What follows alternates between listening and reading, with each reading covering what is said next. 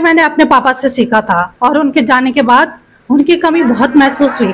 और जब भी मुझे अपने पापा की याद आती है तो मेरे आंखों में आंसू जरूर आते हैं कि आज मेरे पापा अगर जिंदा रहते तो बहुत खुश होते कि मैं ये कार्य कर रही हूँ।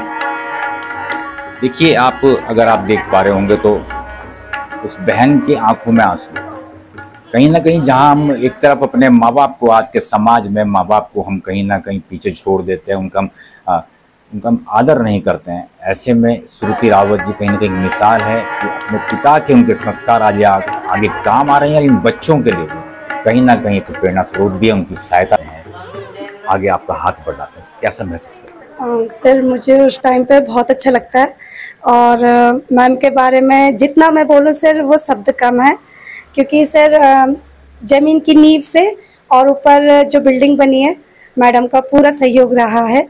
वो एक ऐसा पेड़ है जिस पेड़ के नीचे सारे बच्चे और जितने भी 63 बच्चे हैं वहाँ पे बैठे रहते हैं और एक ऐसा गोद है उनके लिए जैसे एक माँ का गोद है।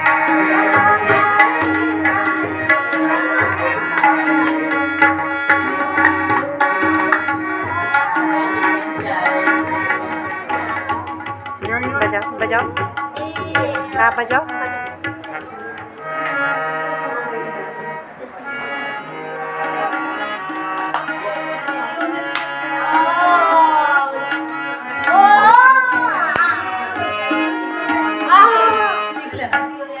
अच्छा है,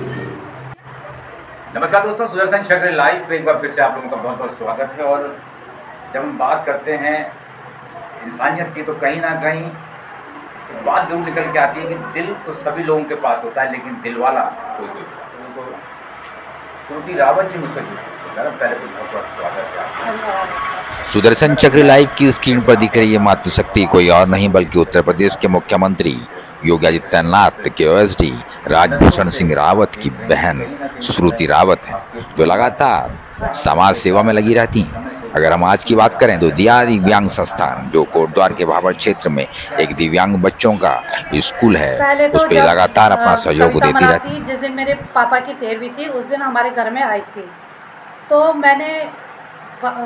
उस दिन मैंने अपने पापा का आशीर्वाद समझा कि मेरे पापा मेरे को आशीर्वाद दे गए कि मेरे जाने के बाद आप इस संस्था से जुड़ो और इन बच्चों की सेवा करो।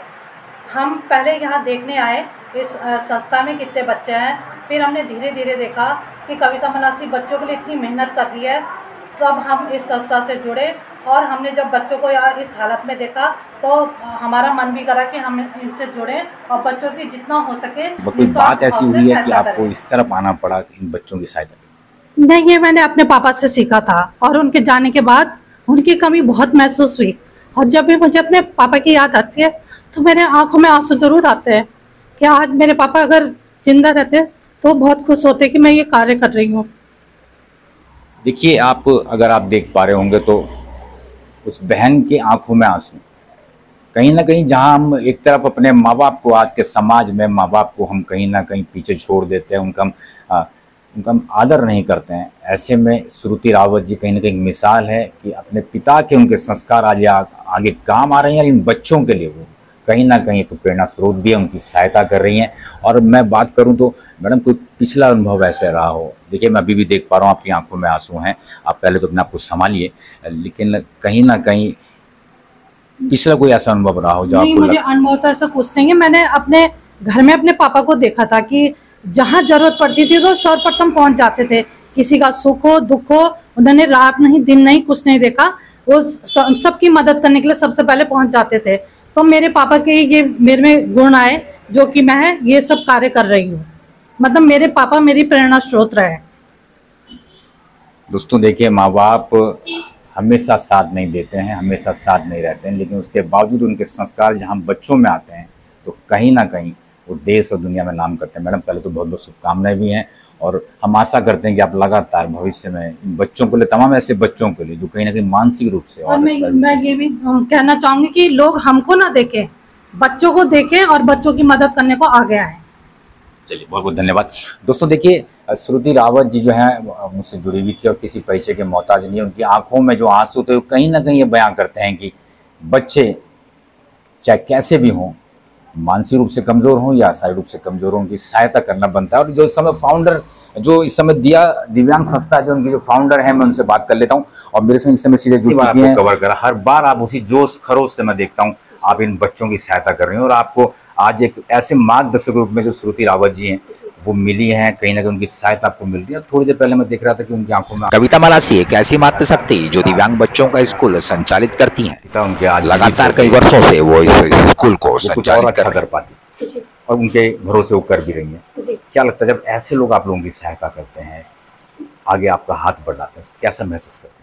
सर मुझे उस टाइम पे बहुत अच्छा लगता है और मैम के बारे में जितना मैं बोलूँ सर वो शब्द कम है, क्योंकि सर ज़मीन की नींव से और ऊपर जो बिल्डिंग बनी है मैडम का पूरा सहयोग रहा है।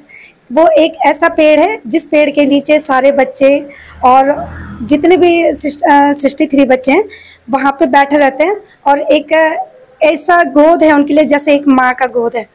मतलब बिना निडर होके न उनको किसी चीज़ की चिंता रहती है, बस उनका यह है कि माँ का आंचल उनके साथ है सर। बस मैं देख रहा हूँ कि जहाँ बच्चे बोलने में चलने में समर्थ होते हैं, ऐसे में आपने एक नई पारी उनसे खिलवाई है, संगीत। संगीत की जो एक भाषा होती है वो कहीं ना कहीं हर किसी की वो हर आदमी समझता है। जिसे कान भी नहीं होंगे, जो सुन भी नहीं पाता, वो भी कहीं ना कहीं संगीत के धुन को समझ पाता है। ऐसे में एक ऐसा आपने कदम उठाया है, बच्चे संगीत सीखेंगे आज के बाद दिया दिव्यांग संस्थान में, है ना? तो कहाँ से ये प्रेरणा आपको मिली कि बच्चों को संगीत सिखाना? सर मुझे ये प्रेरणा मेरे पूरे जो कोटद्वार वासी हैं उन्हीं से ये प्रेरणा मिली है, क्योंकि मेरा सहयोग जितना भी यहाँ तक बना है सर, मैं धन्यवाद करती हूँ अपनी पूरी कोटद्वार की जनता का, जिन्होंने मेरे ऊपर इतना विश्वास किया है। मेरे पास तो सिर्फ 3000 थे सर और एक मेहनत थी, बाकी मुझे सब जितना भी है सर ये सब सहयोग मेरे कोटद्वार वासियों ने किया। तो ये संगीत की प्रेरणा भी मुझे पूरे कोटद्वार वासियों से मिली है सर। और मेरे जितने भी मैं अकेली नहीं हूँ, पहले अकेली थी सर, लेकिन अब इतना सहारा है कि अगर कभी कुछ चीज़ की कमी होती है तो मैं मैडम लोगों को फ़ोन कर देती हूँ कि मैम ये चीज़ ख़त्म हो गई है, तुरंत वो सामान यहाँ पे पहुँच जाता है। तो मैं पूरे कोटद्वार वासियों का बहुत बहुत धन्यवाद करती हूँ कि आप हमेशा यूं ही दिया दिव्यांग संस्था पे अपना विश्वास बनाए रखें और इन बच्चों को अपना आशीर्वाद दें। धन्यवाद। देखिए लगातार कोशिश भी की जा रही है दिव्यांग संस्थान, जो दिया दिव्यांग संस्थान है, कि किस तरह से बच्चों को आगे ले जाना। और कविता मलासी की जो प्रेरणा है वो है श्रुति रावत। लगातार कोशिश भी उनकी है। दोनों महिलाएं कहीं ना कहीं जी जान से लगी पड़ी हैं कि पिछला जीवन तो खपाया है बच्चों के पीछे, आगे ही पूरा जीवन खपाना है। इसी उद्देश्य के साथ कहीं ना कहीं विकास हो पाएगा कोटद्वार का, समूचे उत्तराखंड का। बस आप बने रहें सुदर्शन चक्र लाइव के साथ।